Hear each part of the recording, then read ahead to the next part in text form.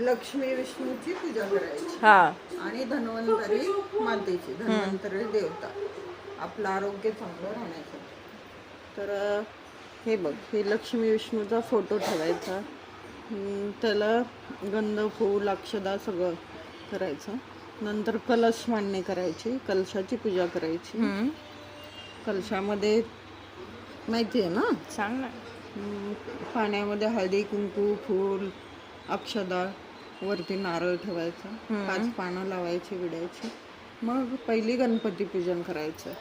खाली विड्याचं पान ठेवून त्याच्यावर थोडे तांदूळ ठेवले, गणपतीचा अभिषेक केला आणि मग गणपती पूजन, त्याला गुळ खोबऱ्याचा नैवेद्य दाखवला. नंतर लक्ष्मी तसंच खाली विड्याच्या 2 पानावरती तांदूळ ठेवून त्याच्यावरती मग महालक्ष्मीचा अभिषेक केला मागे सरक, आणि मग लक्ष्मीची पूजा. नंतर धन्वंतरीची पूजा म्हणून मसाल्यांची पूजा, आपल्या घरात जे मसाले असतील त्याची ठेवायचे, त्याची पूजा. मग हे कुबेर यंत्र आहे, कुबेर यंत्राची पूजा. आणि हे धन म्हणून पैशाची पूजा केली.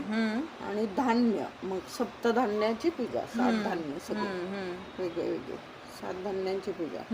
आणि धणे आणि गुळाचा आज नैवेद्य. महालक्ष्मीला बत्ताशे आणि काजू कतली दूध साखर नैवेद्य.